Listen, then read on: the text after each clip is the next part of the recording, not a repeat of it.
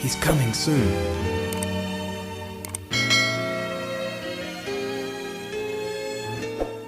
Shalom Aleichem. Apa kabarnya? Anak Nuha, kita itu ya, Bapak Ibu Saudara yang dikasih oleh Bapak Yahweh, hari ini kita akan kembali dengarkan Dafar Elohim yang saya beri judul Iseng Membawa Petaka. Saudara yang dikasih oleh Tuhan, banyak sekarang ini disadari atau tanpa disadari, orang-orang sering iseng. Banyak yang iseng, saudara. Namun karena keisengannya itu bisa membawa petaka. Itu bisa membuat menjadi petaka itu bukan hanya buat dirinya sendiri, tetapi juga bisa berdampak kepada orang lain. Beberapa waktu yang lalu saya melihat berita dan membaca dan melihat berita, ada orang yang iseng membuat konten, saudara. Nah, iseng kontennya itu di depan truk yang sedang melaju, sehingga apa yang terjadi karena salah mungkin waktunya, sehingga orang itu ketabrak truk itu dan akhirnya mati, saudara. Nah, inilah yang saya anggap seperti orang yang iseng. Karena ini sengaja, saudara. Sehingga buat konten itu dia sengaja dan akhirnya dia ketabrak truk. Nah, dampak ini namanya iseng membawa petaka. Bukan hanya buat dirinya, tetapi juga orang yang menabrak. Karena akhirnya orang yang menabrak berurusan, saudara. Ya nggak, saudara? Inilah yang terjadi seringkali. Bukan hanya itu, saudara. Kadang kita bercanda, kita guyon, kita seneng karena kita sering. Nah, kalau kita berjumpa, kita ketemu, saudara, misalnya kita lagi ngumpul seperti ini, kita bercanda, kemudian ada orang yang secara tidak sengaja saat kita bercanda, dengan candaan itu dia tersinggung dan marah. Ini sebenarnya kita iseng dan tersinggung dan akhirnya dia marah, saudara. Saat itu juga kita bisa minta maaf. Tapi bagaimana kalau itu terjadi di sosial media, saudara? Itu terjadi di Facebook, terjadi di tempat yang lain, saudara. Sehingga apa yang terjadi? Sehingga itu bisa bermasalah.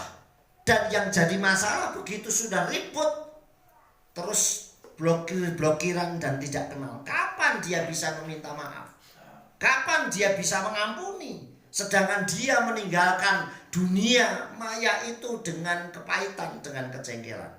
Nah, inilah yang terjadi seringkali, saudara. Banyak orang itu tanpa disadari ataupun disadari, dia sering iseng. Orang sering iseng tetapi membawa petaka, saudara. Ada orang yang membuat konten prank. Entah itu menakutkan, entah hantu, entah apa. Nah, yang di prank itu ternyata orang yang sakit jantung, saudara. Nah, ini namanya iseng bisa membawa petaka, saudara yang dikasih oleh Bapak Yahweh. Nah, itulah yang dampaknya bisa terjadi dengan seperti itu. Nah, Bapak Ibu Saudara, ada beberapa contoh nih. Yang pertama seperti tadi yang saya sudah sampaikan, membuat konten namun bisa membahayakan nyawa sendiri dan juga orang lain. Kedua, perkataan yang iseng terlanjur dikeluarkan bisa berdampak masalah yang panjang, bisa bagi dirinya sendiri atau orang lain. Kadang ada orang yang ngomong sembarangan saat di media sosial, sehingga dia bisa berurusan dengan hukum. Nah, inilah yang namanya kadang iseng bisa membawa petaka, saudara yang dikasih oleh Tuhan. Nah, sikap hati dan diri sebagai umat Abba Yahweh Elohim bersama Yeshua Mashiach adalah yang pertama yang harus kita lakukan. Adalah yang pertama, jaga sikap hati dan perkataan kita yang bisa membawa kepada masalah dan dosa. Jaga sikap hati dan lisan kita. Jangan sampai hati dan lisan kita, ucapan kita ini bisa membawa masalah dan dosa, saudara. Nah, ini yang kita harus hati-hati. Jangan sampai itu terjadi dalam diri kita. Makanya saya bilang pintu dosa sekarang ini bukan hanya mata, bukan hanya perkataan, jempol saja ini bisa bermasalah. Hanya gara-gara ngetik salah, orang bisa tersinggung, saudara. Jadi pintu dosa itu bermacam-macam. Oleh sebab itu mari berhati-hati dan jaga sikap hati kita, supaya kita tidak melukai orang. Nah yang repot itu kalau melukai orangnya pakainya ayat. Dan ini banyak sekali. Saya tuliskan sesuai ayat. Yang sebelah sana bilang saya juga sesuai ayat. Artinya perang ayat, saudara. Ini yang dipakai. Bisa nggak kita merendahkan hati kita? Nah inilah yang harus terjadi, yang harus kita lakukan sebagai sikap hati dan diri sebagai umat Abah Yahweh. Jangan sampai kita iseng tetapi membawa petaka, baik buat diri kita sendiri atau orang lain. Yesayahu pasal 29 ayat 21, demikian dafar Elohim. Maka tiayadam bedafar welamokhia bahasa Aryes kasun wayatu fatohu sadik. Mereka yang membuat seseorang berdosa dengan sebuah perkataan. Perhatikan baik-baik ya. Ini ayat ini tajam. Mereka yang membuat seseorang berdosa dengan sebuah perkataan dan yang berbantah di pintu gerbang, mereka akan menaruh jerat dan membalikkan keadilan dengan hal yang sia-sia. Makanya saudara, hilangin hal yang kalau tugas kita itu hanya menyampaikan saja, kalau itu kebenaran sampaikan, nggak perlu berbantah. Kalau orang nggak terima ya it's okay, silahkan saja, itu hak mereka. Karena tugas kita tidak perlu memaksa, saudara. Mereka yang membuat berdosa karena sebuah perkataan, hal sepele, cuma perkataan loh, saudara. Saudara, kadang orang itu lain daerah lain. Ada yang kalau ngomong harus pelan. Tipe saya ini saya nggak suka dengar omongan yang nggak enak, itu saya nggak suka. Ini tipe saya, saudara. Jadi kalau entah itu ke istri saya, ke anak saya, dia ngomongnya nggak enak sedikit, saya udah males, mesti saya komen. Jadi kalau ngomongnya nggak enak, saudara. Apalagi kalau orang lain yang ngomong, saya cuek dah, saya nggak anggap. Tapi kalau satu rumah mesti saya ingetin. Nah ini salah satunya. Bagaimana supaya kita bisa ngomong. Sebaliknya kalau saya ngomongnya juga nggak enak, saya wajib untuk diingatkan. Nah, tadi jadi ngomongnya jangan gitu, jangan sampai itu membuat saya tersinggung. Dan itu bagi saya nggak masalah. Kenapa? Karena perkataan itu penting. Karena satu perkataan bisa menjadi dosa yang besar. Saudara yang dikasih oleh Tuhan, bayangkan Kepa itu cuma ngomong begini, saya nggak kenal dia, sampai Yesua sudah tegur dia melalui ayat yang berkokok. Cuma bilang, bukankah kamu salah satu dengan mereka? Coba kalau Kepa terus kabur nggak ngomong, toh kabur saja nggak perlu ngomong, saudara. Tahu lu bukan kamu salah satu dari mereka, yaitu Yesua. Karena aku sering lihat kamu, toh pergi aja, lari kabur, diem. Tapi apa yang dia lakukan? Aku nggak kenal dia. Ini sudah berbeda, saudara. Paham? Jadi artinya mulai kita belajar untuk hati-hati untuk setiap perkataan kita.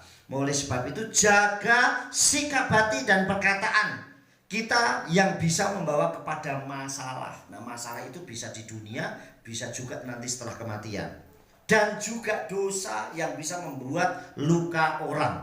Yang kedua, menyadari bahwa sebagai umat Elohim, perkataan dan tingkah laku kita harus bisa dipertanggungjawabkan. Ini ya gak gampang.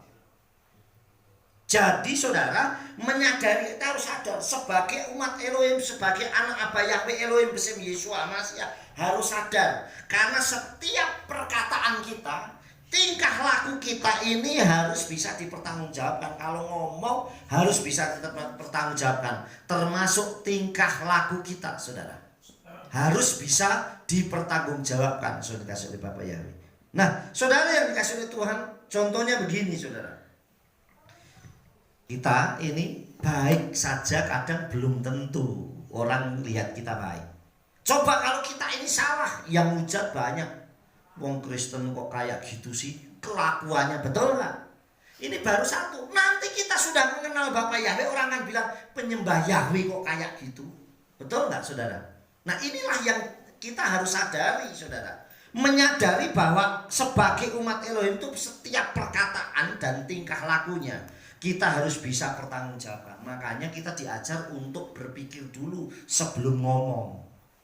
Artinya kita berpikir dulu, aduh aku nak ngomong gini nih, saya menyalahkan orang enggak ya? Saya ngomong gini nih menyakiti orang enggak ya? Itu yang kita harus jaga, saudara. Saudara yang dikasih oleh Bapak, dalam kitab Matai pasal 12 ayat 36 dikatakan demikian, saudara. Wa ani omer lahem kalmila betela seyek dabru bene Adam yitnu aleha dinwe khesbon bayom hadin. Yang artinya saudara, namun aku berkata kepadamu bahwa setiap perkataan yang sia-sia, artinya sing sebenarnya nggak perlu diucapke malah diucapke, yang membuat orang sakit hati, yang membuat orang luka, yang membuat orang berdosa, yang membuat kita jadi dosa, yang sekiranya orang-orang membicarakannya tentang perkataan itu, mereka harus, perhatikan kata-katanya, mereka harus mempertanggungjawabkan pada hari penghakiman. Amin. Jadi saudara harus hati-hati nak ngomong. Makanya aduh, aku jangan ngomong ini dulu deh. Apalagi saya bilang yang namanya gosip itu katanya kalau nggak digosok nggak sip. Makanya kalau sudah ngomong satu, makanya dosa paling besar itu, kalau bagi saya dosa yang sangat susah dikendalikan itu adalah gosip. Karena satu orang, nah saya ngomong sama Olin nih, begitu ngomong Olin sampaikan kepada Leti ngomong mau sampaikan Mbak Osma, ngomongin Mbak Yani, terus ini seperti penyakit kanker yang menjalar. Kalau orang melakukan perzinahan, dia dengan dia yang berdosa. Kalau orang berantem, ribut, dia dengan dia. Tapi begitu sudah suka gosip, ngomongin sana sini, itu larinya kemana-mana. Mungkin saya dengan si A sudah selesai, tapi omongannya masih terus berjalan. Itulah yang bahaya, saudara. Makanya perkataan dan tingkah laku ini harus bisa dipertanggungjawabkan. Kalau istilah sebenarnya filosofi Jawa itu bagus juga. Filosofi Jawa itu ada yang ngomong begini, jarkoni. Tahu artinya jarkoni? Bisa ngajar iso nglakoni. Dan itu banyak, ngajari pinter, kalau ngomong bagus, tapi bisa nggak dia melakukan? Nah, kita diajar untuk bisa melakukan, bukan diajar toh ngerti firman Tuhan, baca tiap hari, tapi juga menjadi pelaku. Kitab suci ajarkan, janganlah engkau menjadi pendengar dafar Elohim, tapi jadilah pelaku firman. Amin. Kita diajar untuk menjadi pelaku, saudara. Nah, melakukan dafar Elohim itu memang nggak gampang, tetapi harus. Saya pernah saksikan kepada saudara, waktu saya pernah menyiapkan khotbah, saudara. Sekali waktu saya menyiapkan khotbah, itu judulnya saya lupa judulnya, lama banget, itu udah beberapa tahun yang lalu, saudara. Itu untuk Yesua, itu hanya karena satu orang dia melayani, saudara, yaitu orang yang kerasukan. Dia ke seberang melayani. Saudara tahu apa yang saya terima? Begitu saya udah selesai menyiapkan itu, Bugem bilang sama saya, wah, Bude itu perlu dilayani, yang ada di Surabaya. Bude cuma satu orang, dia sendiri, dia sakit, nggak tahu kapan dipanggil Tuhan, tapi dia harus siap dibaptis. Saudara, ini satu orang juga. Makanya saya bilang, saya waktu itu siapa ya, Bugem sama Imo ikut ya, Imo sama Mbah Bowo sama bapak saya ikut berangkat ke sana, saudara. Nah, sampai begitu lihat kondisinya memang sudah sangat seperti itu, dan itu harus kita lakukan. Saya berpikir, loh, saya nyiapin ini kok saya harus praktek dulu. Sebelum saya khotbah saya harus praktek dulu ini loh, melayani satu orang yang jauh, saudara. Nah, inilah yang terjadi, saudara, yang dikasih oleh Bapak Yahweh. Saudara yang dikasih oleh Tuhan.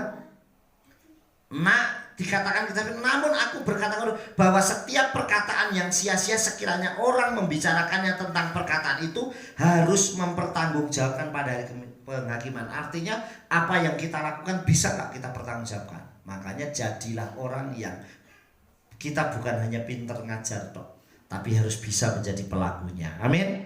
Yang selanjutnya, saudara, menjadi umat Elohim itu harus berguna, bermanfaat. Artinya berguna, bermanfaat, dan selalu menjadi berkat bagi kemuliaan apa Yahweh Elohim besim Yesua Masiah.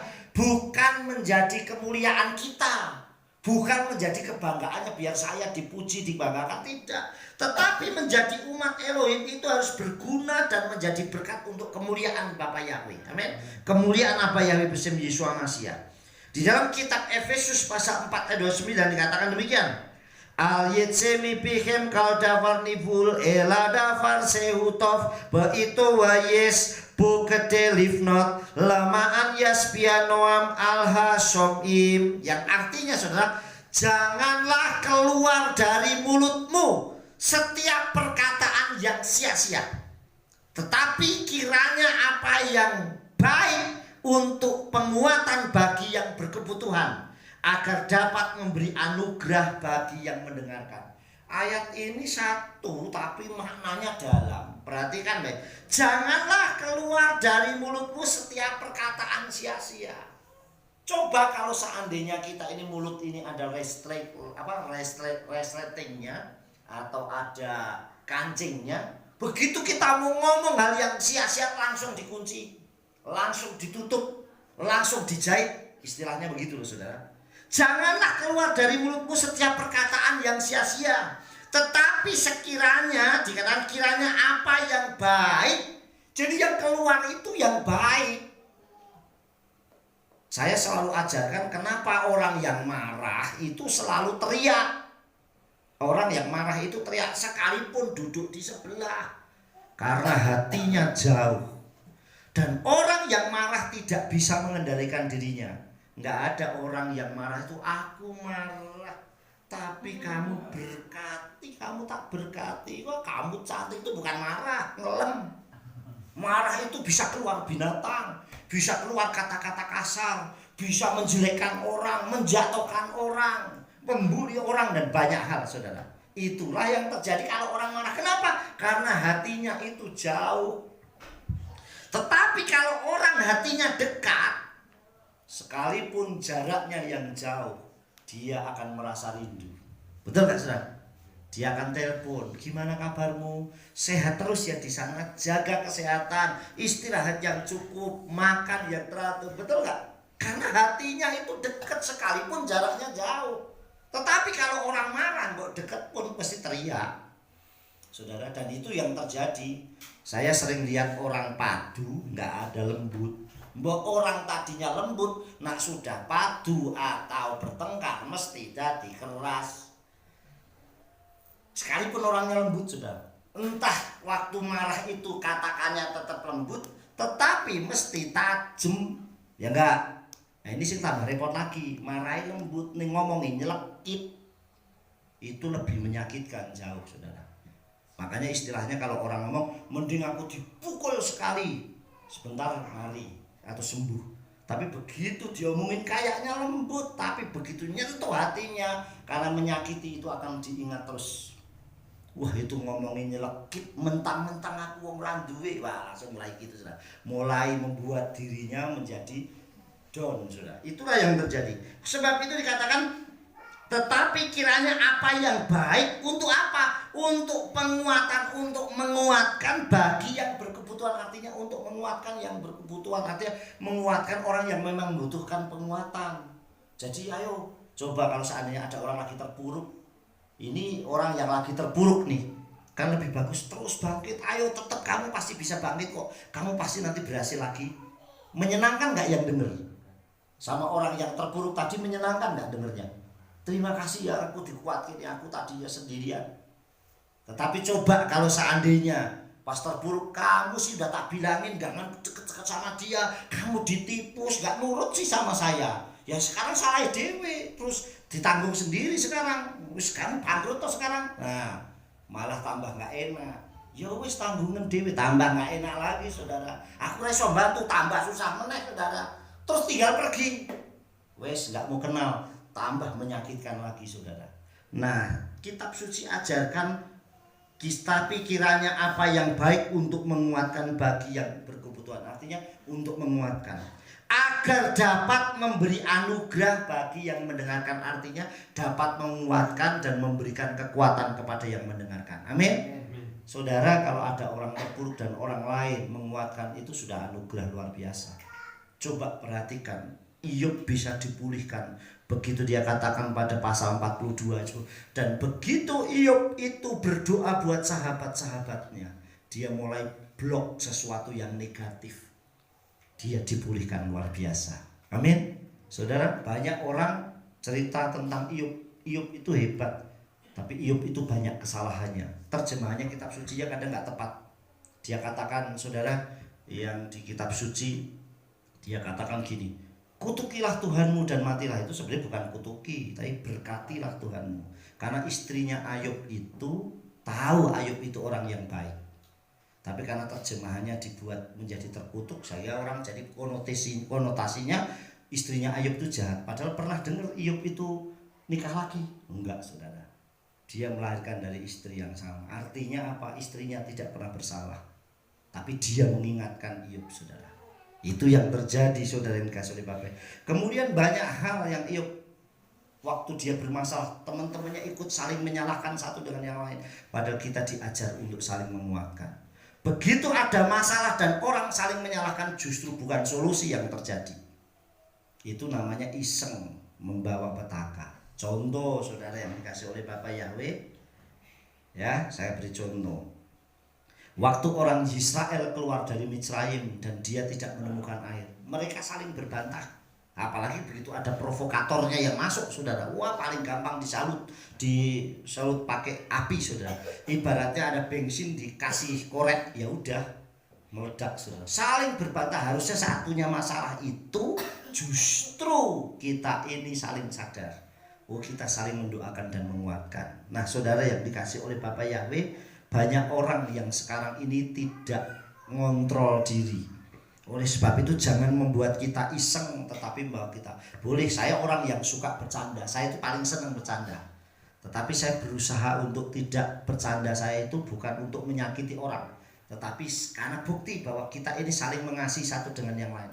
Tetapi begitu yang tersinggung, ya saya pasti minta maaf ya kalau saya tersinggung, saudara. Makanya oleh nak dibully jangan tersinggung. Jadi saudara dikasih oleh Tuhan, iseng bisa membawa petaka. Jadi jangan sampai kita iseng tapi berdampak yang luar biasa, saudara. Sekarang ini tak lihat semenjak situasi kayak gini nih banyak orang yang aneh. Ada yang di lampu merah, orang yang numpak sapu. Kalau dulu malu, saudara, di lampu merah nyebrang nggak buru-buru aja malu. Sekarang malah nyetel musik sambil tiktokan numpak sapu. Kita pikir ini aneh juga. Joget-joget, saudara. Kadang ya buat di rumah nggak apa-apa ya, aku ya tiktokan di sini nggak apa-apa. Tapi kan di rumah bukan berarti harus di mana lampu merah gitu, saudara. Dan sekarang ini wis banyak yang jauh lebih aneh lagi, saudara. Makanya situasi kayak gini nih, HP ini saya bilang, saudara, menggantikan banyak hal. Saudara sekarang pergi kemana tidak perlu bawa kitab suci yang besar. Cukup saudara membawa ini. Saudara mau download kitab berbahasa apa, semuanya ada. Saudara lapar, nggak perlu masak. Yang penting punya aplikasi dan duitnya. Tinggal ngomong, GoFood dikirim. Seperti pada zaman Nabi Elia, dia dikirim gagak food atau oref food, ya, burung gagak. Makanya sekarang ini GoFood itu nyontoh Elisa dikirim daging gagak. Kalau dulu burung gagak. Makanya kalau nanti saudara buat usaha namanya oref food, gagak food, saudara. Jadi dikirim seperti itu. Nah, saudara ini sekarang saudara butuh mau ngapain, nyuci, nggak perlu repot. Laundry, pakai WA bisa juga. Jadi semua apa yang di sini semuanya bisa.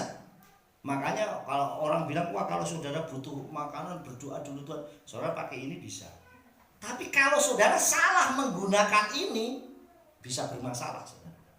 Makanya kita harus bisa menggunakan ini dengan baik untuk memberkati orang, untuk menghargai orang, untuk mensupport orang, untuk membagikan berkat kepada orang. Amin. Jadi bukan hal-hal yang justru negatif. Itu yang kita harus lakukan. Karena sekali kita tulis sesuatu yang baca banyak orang, dan orang yang membaca itu versinya macam-macam. Nah kalau kita ngirimnya itu renungan, kitab suci, ayat daftar Elohim, terima nggak terima, saudara sudah membagi berkat.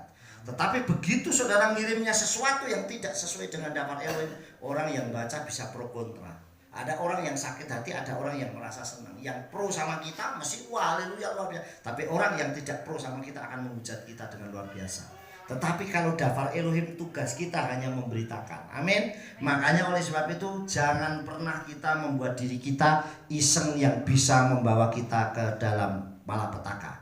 Sekali lagi saudara, yang pertama jaga sikap hati dan perkataan kita yang bisa membawa kita kepada masalah. Nah masalah itu ada di dunia dan dosa. Yang kedua, menyadari bahwa kita sebagai umat Elohim, perkataan dan tingkah laku kita harus dipertanggungjawabkan. Makanya apa yang kita kerjakan diajarin oleh firman Tuhan, lakukan saja. Amin. Setiap hari saudara pasti dapat renungan dari saya. Nah, sesuatu yang benar firman Tuhan lakukan saja. Dan yang dapat berkat bukan saya, saudara yang dapat berkatnya. Amin. Sukses besar buat kita semua. Abba Yahweh Elohim, Besem Yeshua Hamasiah memberkati.